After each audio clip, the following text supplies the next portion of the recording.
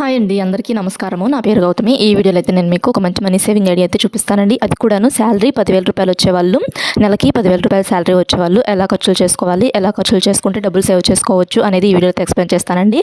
అంటే కొంతమందికి వచ్చిన డబ్బులు వచ్చినట్లు మొత్తం అన్ని ఖర్చులు చేసేసుకుంటూ ఉంటాం కదా, సేవింగ్స్ అనేటివి చేసుకోలేం కదా, అలాంటి వాళ్ళకి ఈ వీడియోస్ అయితే ఉపయోగపడుతుందండి. ఇంకప్పుడు మనకి నెలకి రూ. 10,000 శాలరీ వస్తుందనుకోండి, ఇంటి అద్దె అంటే మనము కొన్ని అవసరాలు ఉంటూ ఉంటాయి కదా, మనకి ఇంట్లో కావాల్సిన అవసరాలు, వాటికి మనం ఇంత అమౌంట్ అని చెప్పి మేనేజ్ చేసుకుంటూ ఉండాలి. అంతే అమౌంటే ఖర్చు చేయాలి.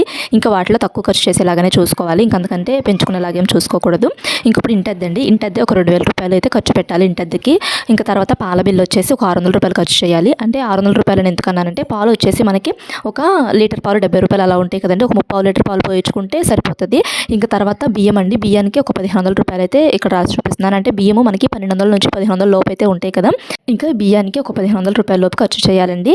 ఇంకా తర్వాత సరుకులకి ఒక రూ. 500 లోపు ఖర్చు చేయాలి.